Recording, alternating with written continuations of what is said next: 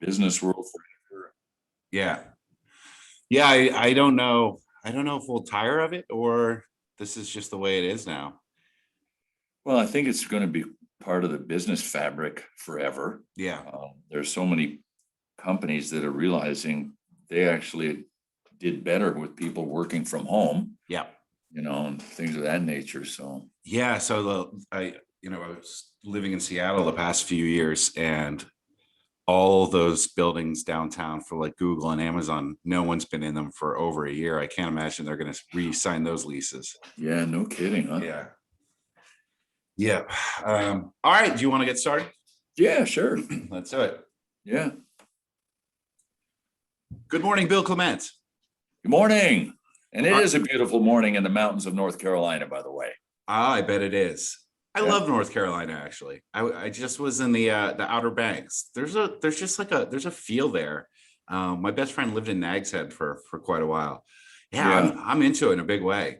Well, the thing about North Carolina too is we used to vacation with our kids in the Outer Banks, in Duck and Corolla. And what's really interesting about North Carolina is it stretches east to west so far that we could actually drive from the Philadelphia area to the Outer Banks of North Carolina quicker than I can drive from Western North Carolina to the Outer Banks. And we live in the mountains. We're in the Blue Ridge Mountains. So it is a vastly varied topography in the state of North Carolina, which is also something that I really enjoy. Yeah, definitely. Yeah, I was in Corolla as well, just about 2 months ago. Yeah, it's fun. I don't blame you at all for that state. It's weird when you live, you obviously lived in the Northeast. You don't really get the concept of space the way you do when you live in other parts of the country. You can do top to bottom in Jersey in an hour and 45 minutes if the turnpike's not log jammed. For a minute there, I thought you were going Star Trek on me. No, you don't get space, the final frontier. So, Bill, the moment that I am most asked about when it comes to my dad's career involves you. It was the second cup against the Sabres. Mm-hmm. Puck goes into the corner. My dad darts after it. And so does Jerry Korab, appropriately nicknamed King Kong Korab because of his size. Yeah. He pulverizes my dad, who had to know that was coming, dishes the puck to you, and you put it between the keeper's legs. Yeah. Did you see what was happening? Like all of us saw what was about to happen when we watched the game or watched the highlights when it came to the hit that my dad would take? I really didn't care how hard he got hit. I just wanted to make sure he got the puck to me. And if I had spent any time looking at the hit, because he passed and then got killed. So as soon as the puck was 3 feet on its way, I never saw the hit really. And I don't know who, I think the other defenseman that was with him was Lee Fogelin, but they double covered your dad. I mean, it was a huge mistake, right? Because there are two D men and Korab was on your dad's side. Your dad was on his off wing going down the right boards. And the defenseman that should have just been lining up with me went over to make the play too. So when I got the puck, it's really funny.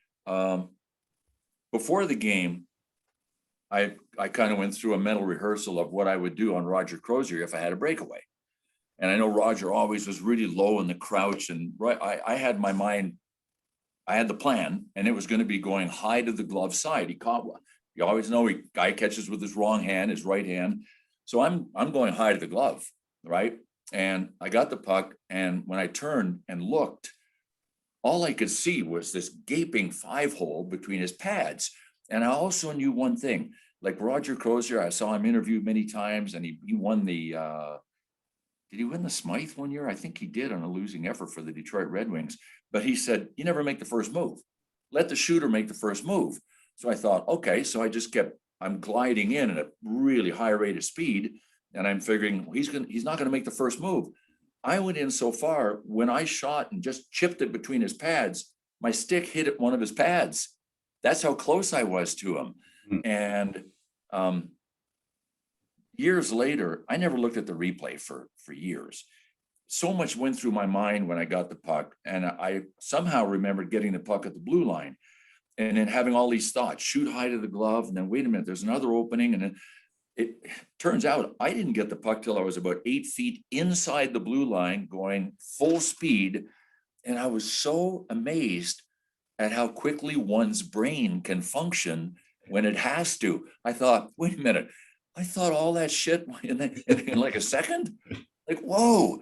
And then, everybody was mobbing me, and then everybody was picking up Oris, picking up your dad, Yeah. because he was crushed over on the boards, and he gave up his back for good. Was never the same after that.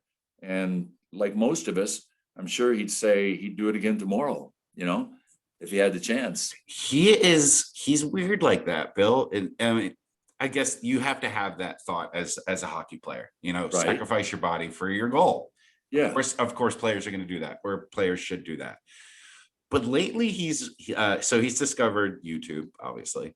And if you put in Zak Kindrachuk or really any of the bullies, I mean, even Clarkie, most of the things that come up are fights. Yeah. So he's weirdly watching him get beat up a lot on YouTube. Guess what? He definitely had some wins, but he took on some really big boys. Your dad had a lot of guts. He really did. And I said somebody yesterday, a little guy that I was golfing with, about my age, 48. 70, about my age, 70. And he said, I just would always go to these fights to kind of defend these bigger guys. And then I'd get in a fight against another big guy, and I got beat up all the time. And I said to him, but it's so much more valuable to enter the arena and lose than to never have entered the arena. So your dad would stand up to anybody. He was tough. He didn't take any crap from anybody.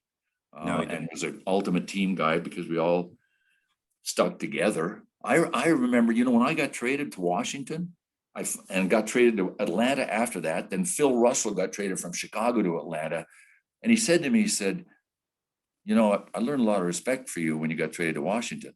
I said, why? And he said, because you were the first Broad Street bully that got cut out of the pack, and we all went after you. We went after you every game. And he said, and you never stopped playing. You played hard every game. And I said to him, shit, I'm really glad I didn't know that. I probably would have quit. There's some things best not known, but the Broad Street bullies, nobody would take us on, or any one of us go out of their way to cheap shot us. It happened at times, but they knew that the wolf pack was on them, right? I mean, it's you touch me, you touch my brother, right. My teammate, and that's how teams win in the sport of hockey. If you all run for cover, it doesn't work.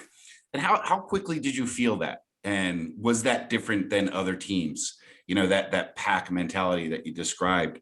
Was that as soon as you put on the uniform, you're like, there's something different about? Yeah, it started with Clarkie. It started with Bobby Clark. I never met anybody that hated to lose more than Clarkie, and that was willing to do anything to win. And he was a gladiator and a warrior and a team first guy. And he lifted everybody up around him. And that was okay. But what really put us over the top as far as being a feared team was becoming legitimately tough. We had spirit. Like Bobby Clark had great spirit. Eddie Van Imp, Joe Watson, they had spirit. But when, Schultze came along and Moose DuPont, and the Hound was there, the Hound and Bob Kelly and I got drafted the same year. I was a second round pick and he was a third round pick. He made the jump right away to the NHL. I played in the minors for a year. It's because the Flyers hierarchy, Ed Snyder and Keith Allen, they had their sights set on building a real tough team because they'd gotten killed in the playoffs. I mean, literally bones broken by the tough Plager brothers and Noel Picard of the St. Louis Blues. And Ed Snyder said, this ain't going to happen to my team anymore. Right. And that's once we got tough, we had team spirit, we had good togetherness, but that mentality of, like, so many teams, they told me, like, when I got traded, they say, like, don't poke the giant, like, let him sleep, like, don't wake them up, leave them alone. And the best line I ever heard about how tough it was to come into the Spectrum and play, and I felt that when I got traded away. I came into the Spectrum and I went, oh, shit, now I know everybody was scared to death to come in here and play. Brian Engblom, who played for the Montreal Canadiens, said, here's how bad it was and how tough it was to go into the Spectrum and get your guys ready to play. He said, our bus, the Montreal Canadiens, who were a great team, they'd drive in under the Spectrum. The big door would come down behind the bus, and the bus driver would turn off the bus, and it would still be shaking. That's how tough it was to come into the Spectrum for teams. Yeah. And there were so many people that built that. You mentioned Clarkey, Mr. Snyder, of course. Yeah. But I'd like to get everyone's impressions of Fred Shiro. I'm a man I never got to know and wish I had, because I have to say, personality wise, one of the most fascinating figures in the NHL history, just ahead of his time. Tell me a little bit about your memories of Freddie the Fog. Well, I always said that he seemed like he was in a fog, and you could imagine why he got his name, because he wore great big glasses. Mm-hmm. And if you ever looked at him, it looked like they hadn't been cleaned in 3 years. So, it looked like he might have been looking through a fog, right? But I think Freddie would have been more appropriately nicknamed Freddie the Chameleon, because he knew how to act and react in every situation. His top assets were IQ, really smart, knowledge of the game, ability to pioneer elements of the game, the way we practiced. He went and studied the Russian styles of practicing. So we did all kinds of crazy things in practice. He understood that we were men, actually kids trapped in men's bodies. And he'd have little games for us to play in practice at the end for $1. We'd have shootouts on the goalie, and the guy that won got $1. The goalie had a chance to win too, stuff like that. And the biggest thing was, for me, I'd never had a coach that pulled his players. They all pushed their players. They sat them out, they benched them, they yelled at them, they ruled with a whip. And they poured handfuls of salt onto players instead of putting a handful of sugar out. Freddie Shiro, I believe, I know he was the first coach I had that I could tell really respected his players. What a concept, right? Now, mm-hmm. You can't make it in a coach in almost any sport without respecting your athletes, because it has to loop back. And Freddie did. Like, Freddie never checked. He hated calling bed check and checking curfews like at 11 o'clock at night if we're on the road. What Freddie would, because he respected his athletes, and the guys that didn't respect when they should be in got traded soon after I was there. And I could tell, boy, these are the guys that like to party. What Freddie would do, some nights he'd have an 11 o'clock meeting in his room, and he'd have beer, stuff for us to drink there the night before the game. And he bet that rather than going back out to a bar, we'd just go to bed. And 99 times out of 100, 99 guys out of 100 did. Every once in a while, there might have been some reason to get dragged back out, but Freddie did stuff like that was so unique. He'd have like a late happy hour in his room the night before a game, so he didn't have to call players, go knock on their door or give them a call in their room. You in, like coaches always did. So what I remember most about Freddie was that he was a tough man, a little man, offered a contract to turn pro as a boxer when he got out of the Canadian Navy, but he was a gentleman, a real gentle, introverted, loving man. But he was an introvert. There was nothing extroverted about Freddie. And he had a sense of humor that was so wonderful. I was one of the guys on the team. I was about a pack a day smoker for the first half of my career. And there were at least half a dozen other guys on the team that smoked. And there were half a dozen other guys that just borrowed other people's bum cigarettes and never bought a pack. But we go up, often we would go and light up a cigarette between periods. And the bathroom had kind of hard tile floor. So we tick with our skates into the bathroom. And then the guys that were back in the locker room not smoking, they'd say, hey, Freddie's coming up. So we throw the cigarettes in the toilet, get rid of the smoke. Like, that really helped. Right.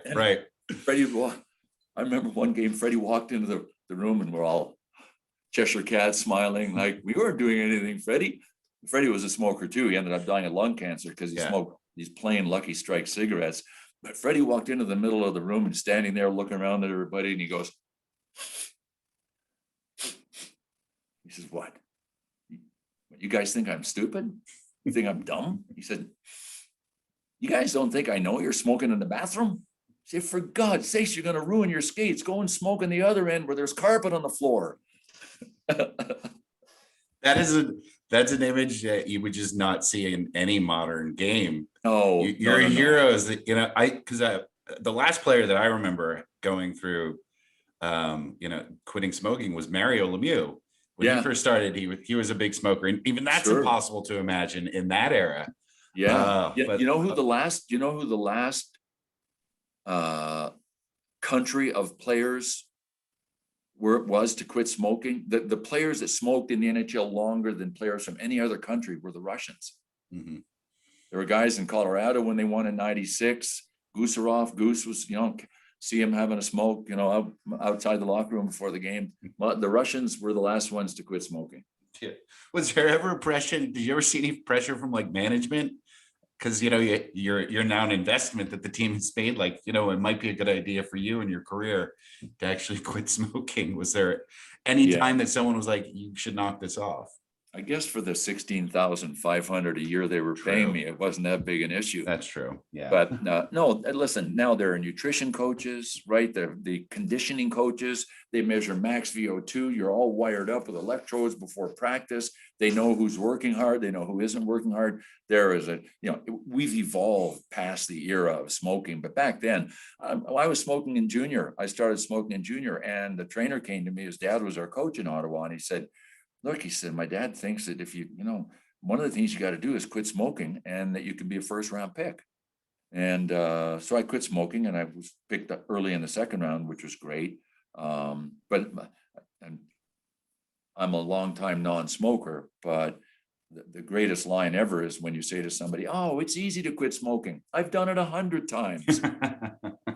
You mentioned that in that brief second, when you were burrowing in on Crozier and scoring that goal, you had 1,000 thoughts. Let's talk about the few seconds that you held up the Stanley Cup.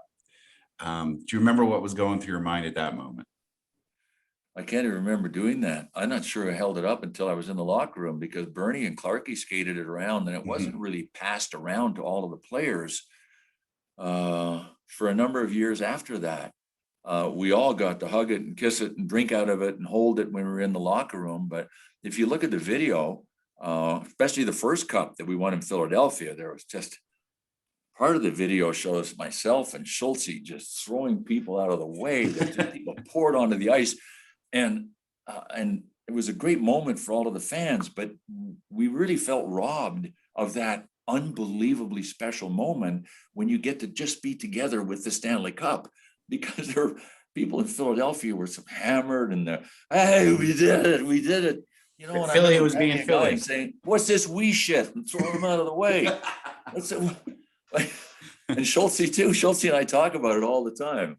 So the custom was a little different. It didn't matter. The feeling of accomplishment the first time was surreal. I've talked to almost all the guys, and it took a number of seconds before we were willing to acknowledge that it had really happened. Like this couldn't have happened. No, wait, is this my dream come true my whole life? I wanted to win the Stanley Cup. Is this really happening? Yeah, yes, it is. And the second year was a little less in doubt because we won in 6, right? We didn't have to win in 7. And as the clock was ticking down, when I got the second goal, Hound scored the first one in the third period. We had a bit of a cushion, so we were kind of able to take a deep breath. The first year we won the cup against the Boston Bruins, Bobby Orr was healthy, and we had a 1-goal lead. It was a 1-0 lead. Like, oh my God, how are we going to do this? So both feelings were immensely overpowering to me. The emotion. When people say, "What's the predominant emotion when you win the Stanley Cup?" I only know what it felt like for me. It was love. I never wanted to be away from my teammates. I wanted to be with them. I wanted to spend, the rest of my life like with these guys right here. So it's that feeling of the connection and love, and having gone to, athletic war together and having been crowned champion. It's really hard, Zach. It's hard. I'm sure your dad has told you how hard it is to win the whole thing. Mhm. And yeah, I mean, really hard. So let me ask you then, you did get traded from the team. How was it adjusting to a new culture? Was it, oh God. were you just like a bully in another locker room, or was there a Capitals ethos that you now had to be a part of? Well, first of all, I tell people that our name, we were called the Broad Street Bullies, but my function was delivering gloves to the penalty box and sticks of the guys that did all the fighting. We had a half a dozen guys that gave us the big reputation. Everybody else was willing to drop their gloves if they had to. But I got traded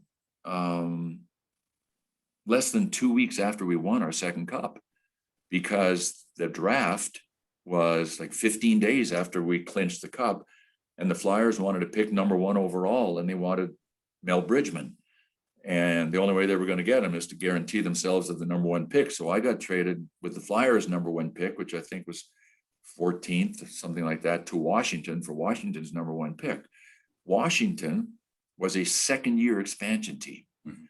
And back then, expansion teams, unlike what Vegas, got and what Seattle's going to get, every team was allowed to protect 18 players and 3 goalies. And expansion teams were drafting leftovers, right? Players that nobody wanted. So I went to the Washington Capitals, and I thought I was so upside down emotionally when I got traded. It was really, really difficult. And I realized too pretty quickly that all the guys I left behind still had one another.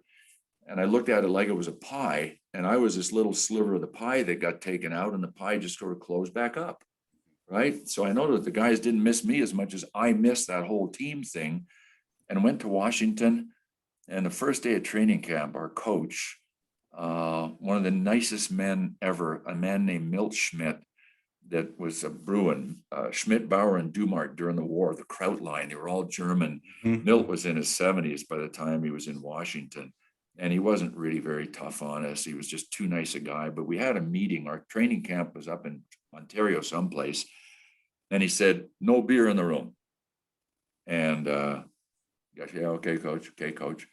3 guys, as soon as the meeting ended, got in their car, drove right to the beer store, loaded the trunk with cases of beer, came back and stocked their room. And I thought, oh man, this is going to be fun. They made me captain. The management made me captain of the team. I was a player rep. It was really hard. Hard because we were horrible on the ice. To make matters worse, we got the crap beat out of us on the scoreboard and physically every game. I mean, we had nobody. I remember after about 20 games, I went in. I just took off my jersey, had my skates on. I went into our office. I think we lost 8-1 at home. We got the shit beat out of us. And I said to Milt, I said, I don't know if you noticed what I'm noticing, but we're getting the shit beat out of us out there. He said, I know. I'm trying to get that Jack McElhargy. I think I might have a trade worked out for him. And I said, well, sooner is better than later, because not only can we not compete, but we leave the game feeling bad about ourselves because we have no toughness. We have nobody that's willing to stand up and get anything done. And then when I finally got traded, I only lasted 52 games in Washington. Fortunately, we had just the way I got traded was kind of interesting because Milt Schmidt got fired, and Tommy McVie became our coach. And Tommy was psycho. He was a Steve Prefontaine. He idolized this distance runner named Steve Prefontaine, and he used to watch him train. And he thought that Tommy McVie thought that hockey players could train that hard. So he would have morning skates where he put us through full equipment, hour and a half practice, and we have nothing left for the game. And when he came, I made a mistake. He got together with me and the new general manager, Max McNabb, and he said, do you think we're as bad as our record? I said, we're not very good, but we should be better than our record because I think we don't have the tangibles, the skill sets. But I said, we're giving up something on the intangible because we're not in good enough shape. That was a bad thing to say to Tommy McPhee. Some of the guys never forgave me for saying that. So he beat us and just drove us. So I represented Washington in the All-Star game that year. The game was played in Philadelphia. So I'm back in Philly for the All-Star game on a Monday night. And then Tuesday night, we had a game in Washington against the New York Rangers. The NHL season resumed like the very next night. So I went out with some friends in Philly after, then got back in the middle of the night to Washington, went to the morning skate, and Tommy just killed us. So I'm like, played that night against the New York Rangers. We came within 1 goal of winning, so we're getting a little better. The next morning, Tommy put us through a 2-hour killer practice. And to this day, I'm convinced that Max McNabb and Tommy knew I was getting traded, because after practice, he said, Max McNabb wants to see you in his office. Now I'm like this because after the Tuesday game in Washington, I went out with Washington teammates, my good friends that wanted to find out what the All-Star game was like, how I figured, well, I'll be able to rest up tomorrow. So he killed us on the Wednesday morning. And I go to Max McNabb's office, and here's Max. He's got a hamburger, and he says, good game last night. And I said, yeah, man, we're getting closer, Max. We're going to win. And he has a hamburger, and he takes a big bite of a hamburger, and he goes, well, we had to make some changes, and it's a good one for you. Atlanta, here, Cliff Fletcher's on the phone. He wants to talk to you. Jeez. Cliff was the GM for Atlanta that had acquired me. Yeah. And the first thought I had was, there's no freaking way I'm playing tonight. I can hardly walk. I'm so tired. Cliff on the phone. Well, we've been trying to get you for some time. We really need you in Philadelphia tonight. The Atlanta Flames were playing in Philly that night. Oh, I had to get back in my car. I saw him. No, Cliff said, look, we traded. They traded Jerry Meehan and Jean Lemieux, a defenseman and a centerman, and they gave up a first-round pick to get me. And he said, our roster's short. We need you. So I got in the car and got there. We got beat 7-2 by the Flyers. I don't remember one thing that happened in the game. Do you remember how you were feeling driving down to Philadelphia? I mean, what a nightmare scenario for you. I was like, could this really be happening? And I was really pissed off. After I talked to Cliff, Max McNabb said, do you think you could give Abe Poland a couple of minutes? He was the team owner. Could you give Abe Poland a couple of minutes? And I remember saying, yeah, I guess I could give Abe a couple of minutes. That's about as much of his time as he's given me since I've been here. Never even hardly met the man. I think he did a walk through the locker room one day. And I went down and met Abe Poland, the owner. He also owned the Washington Bullets basketball team. And he was classy. He genuinely thanked me for what I tried to do there.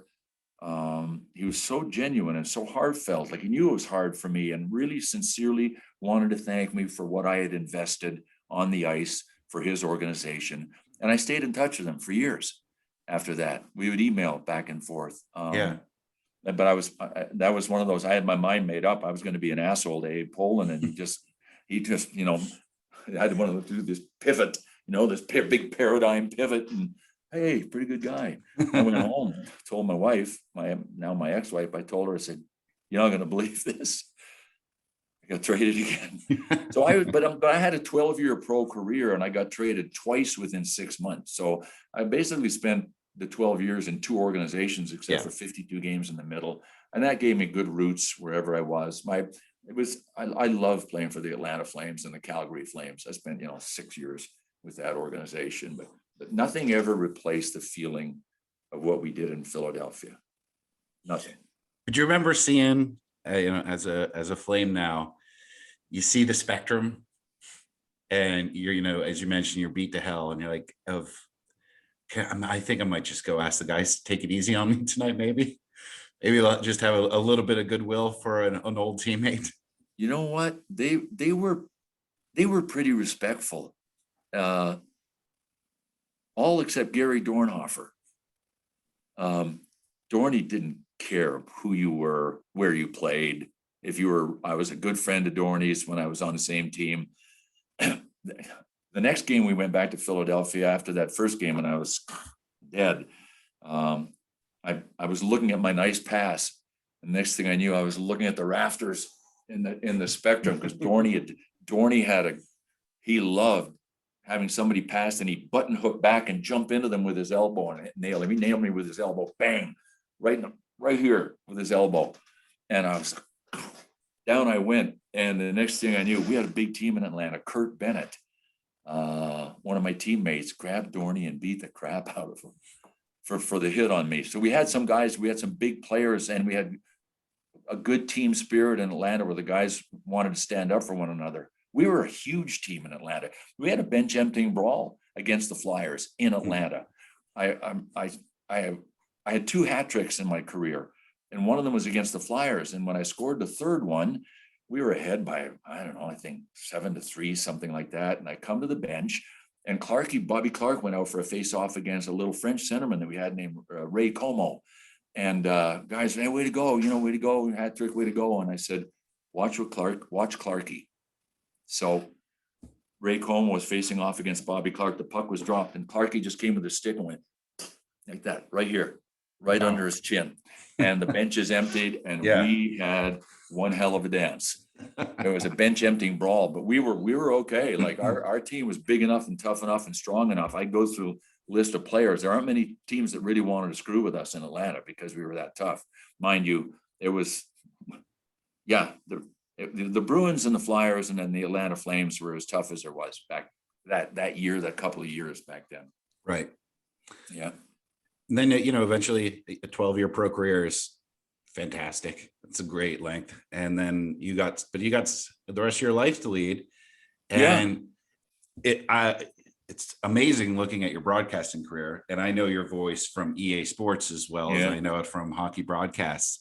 Was that something that started to kind of percolate in your mind towards the end of your career, that this is something I think I'd like to do afterwards?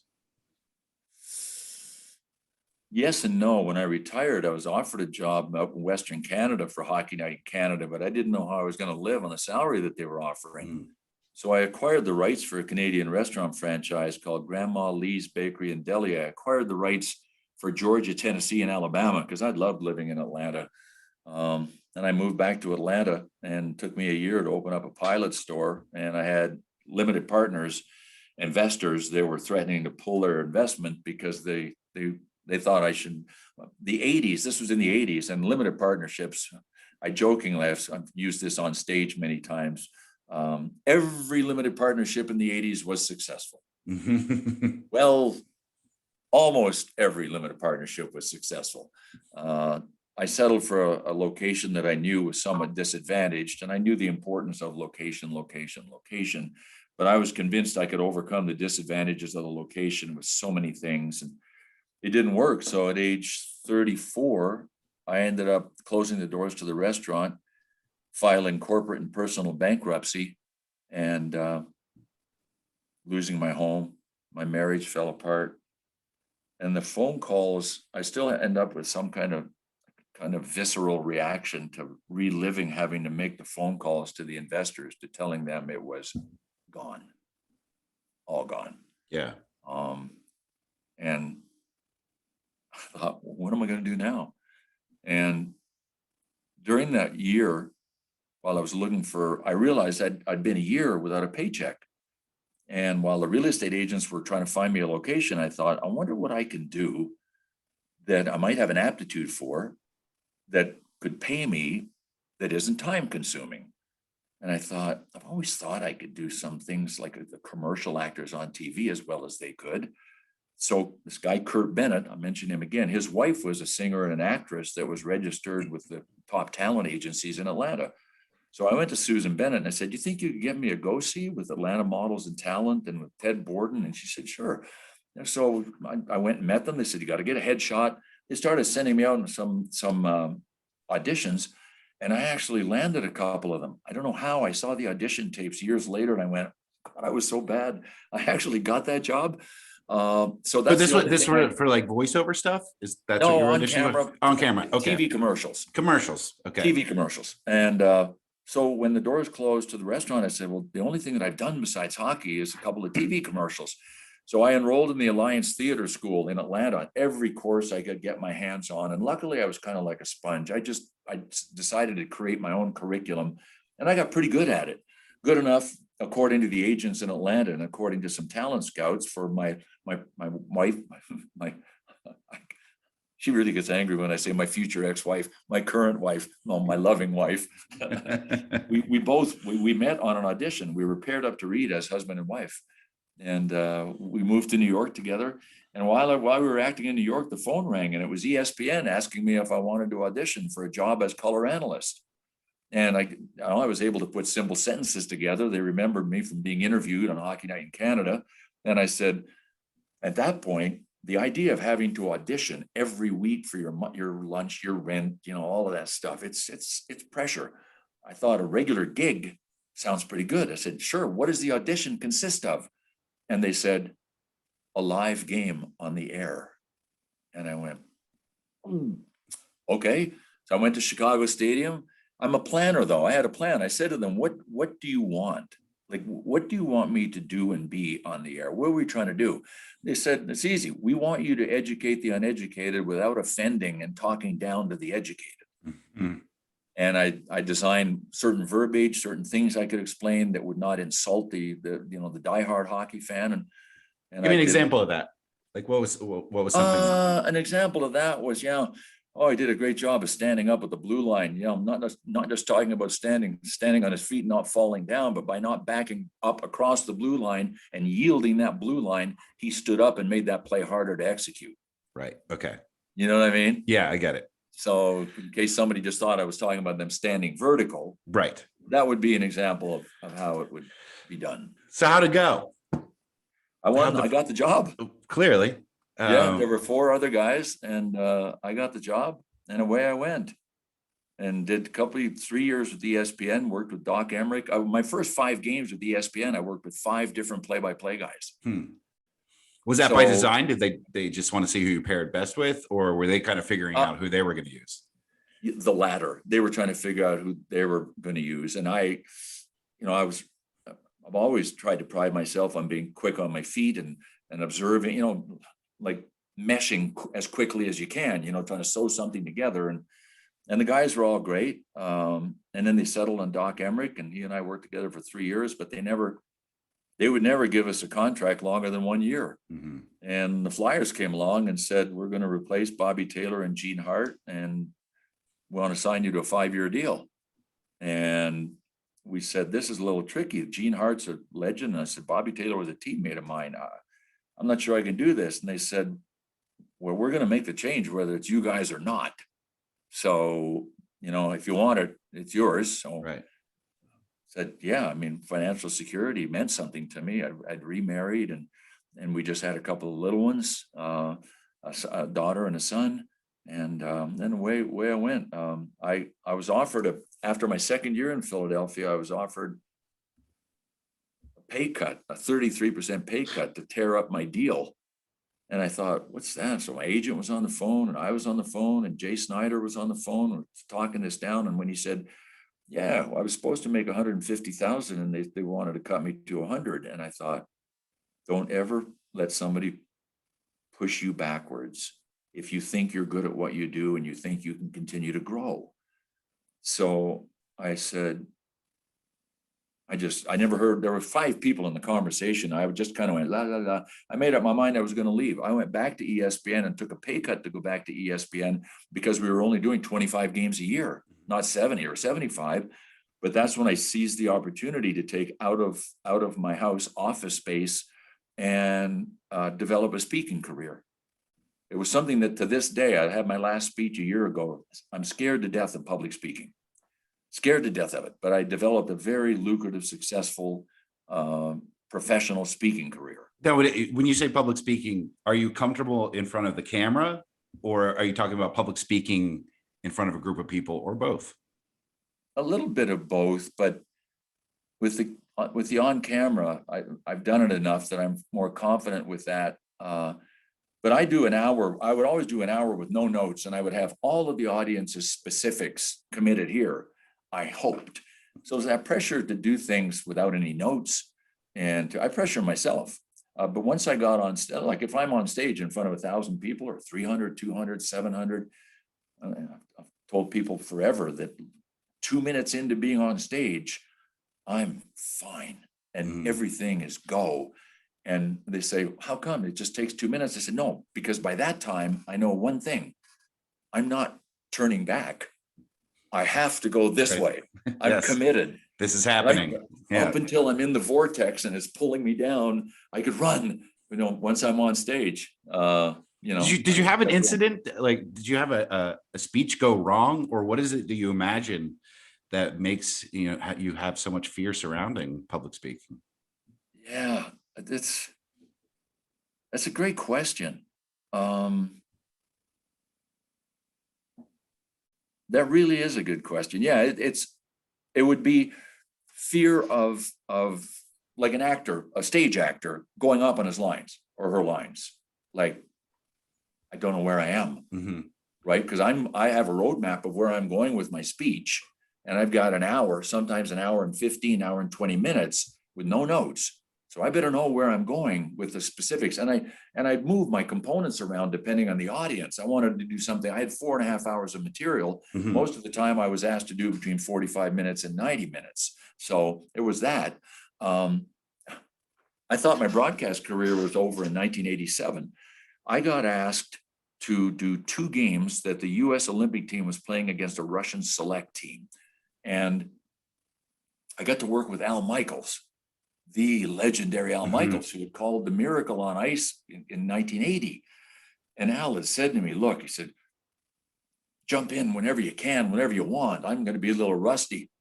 But the night before the game, first game, our producer, Bruce Connell, comes to me and said, Mike Eruzione, who ended up scoring the big goal in the gold medal game, Eruzione, I guess, got a better offer. He was supposed to be our host and do the interviews between periods. He's not going to make it. Can you do them? And at my foolish best, I said, sure, that's no problem. I somehow with Tony Granato. And now it's time for me to do highlights from the period. So I bring it back at a break, welcome back, Team USA leading 1-0, whatever it was. Let's take a look at some highlights from the first period. So look down, here comes the first highlight.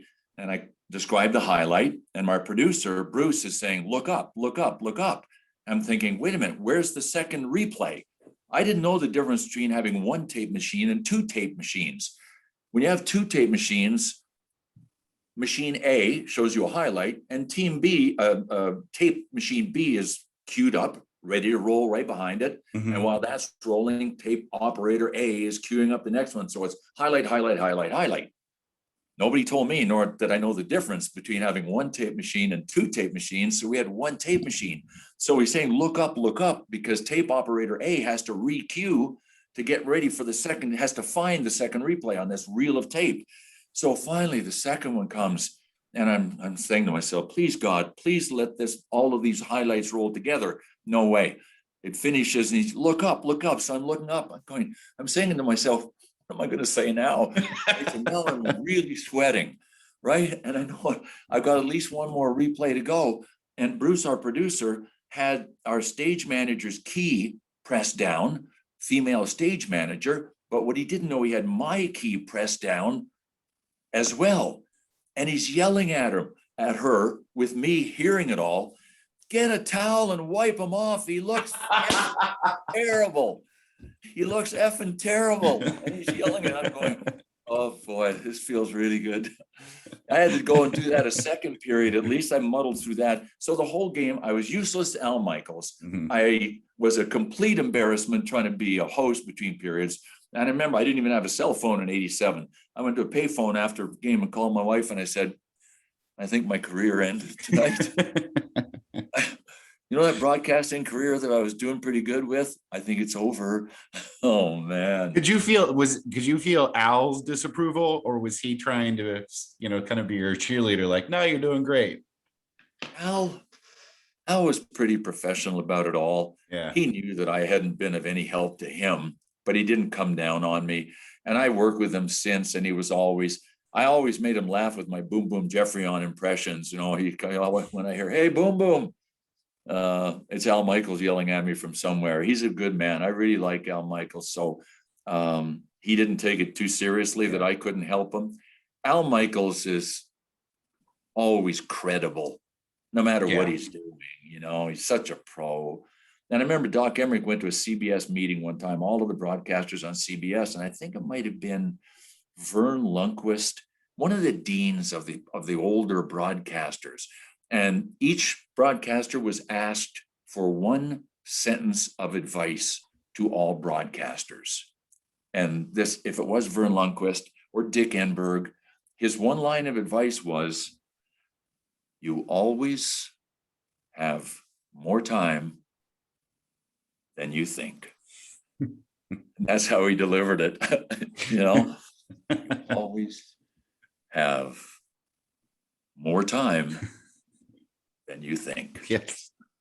Because it's easy to panic when you're a young broadcaster. We fear, young broadcasters fear dead air.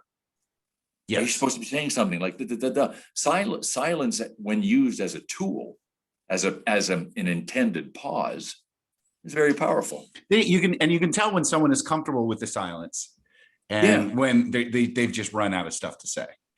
Yeah, and there is. Yeah, I mean the first I did a couple of talk shows on FM radio, and man, when you first sit down in front of a microphone and it's 10 a.m. and you're like, I have to talk till 2 p.m. That's panic. I get your sweat. I understand. And then once you get in your own mind, the worst example I ever had of what you went through is one of the few times I tried my hand at stand-up comedy. So I have the driest. Gussy. Oh, it was awful. And especially because I went with two of my friends, and it was both like their first time too, and they just go up and kill, open mic kill. It's not like they brought down Madison Square Garden or anything, but they did a solid 5 minutes. The audience laughed and didn't pay attention to other things. So I get up there, and 5 minutes when you're doing stand-up feels like an eternity. It feels like the entire Godfather trilogy amount of time. Right. And so I already have the dry mouth, and then I had jokes that kind of went from A to B to C to D to E, right? Those were my 5 jokes, and they all kind of were linear. I went from A to B to D, skipped C, which made D make no sense whatsoever. So then I'm sitting there, I'm like, do I just keep going knowing that no one has any idea what I'm talking about, or if they're even listening? But I made the worst. It's what I should have done. What I did was apologize to the audience, always the mark of a great comedian, and then said, that probably didn't make sense. I'm sorry. Let me tell you the joke before it that'll make it a little up. And then I told joke C, told joke B, which wasn't worth waiting for anyway, and it bombed anyhow. So that I understand, like, I can't remember Downers Grove. I'm live in front of people. I get, and then once you're in that headspace, you're really getting out of it is almost impossible. I'm thinking back to, when you asked me, well, where's the fear come from? Like when you're live presenting, I'd forgotten about my first real horror show in front of an audience. I was asked by my agent when I made the flyers, said, I got a speaking gig for you, $100. I said, I don't want to go and speak for $100. I don't care. For $1,000, I don't want to speak. Come on, it's just a father and son breakfast. Get up, say a few lines, take a few questions, quick $100. So I get there, and it turns out to be at Father Judge. It is the largest private boys' school in the country. This is the father and son breakfast. The dais is 1/4 mile long. There are 15 speakers, right? I have nothing prepared, nothing. And I look at the lineup of speakers, and I'm speaking after a guy that was a fullback, an aging fullback for the Philadelphia Eagles named Tom Woodashik. And I said, who's Tom Woodashik? Somebody said, that's him over there. I look at him, I say, he doesn't look like he can even talk. I mean, what's he got? Luckily I'm following him. I'll just get up there, and anybody got any questions? So Tom Woodashik gets up there, and from the time he opened his mouth till the time he sat down, people laughed They cried, they emoted. He had them right here. And when they announced my name to come up, I think I slid like halfway under the table trying to hide. And when they announced my name, it was as if they were saying, Bill Clement, the electric chair is now ready for you. I got up there and started to just, and I had nothing planned. The room started to sweat. The room started to get kind of, I mean, I was hyperventilating. I was on the verge, I think, of passing out.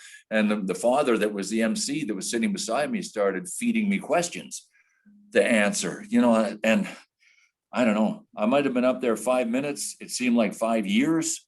And I went back down and sat down and I said, that will never happen again.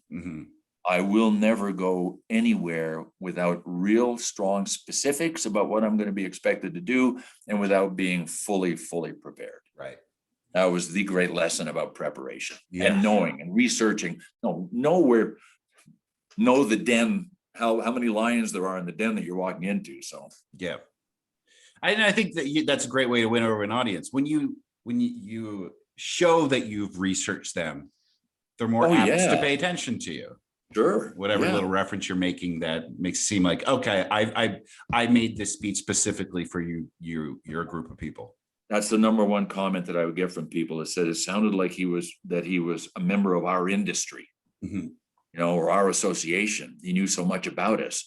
I always want to know challenges. I want to know unexpected pitfalls that they might see in the future that they would have to prepare for. I had a whole questionnaire, right? Every speech.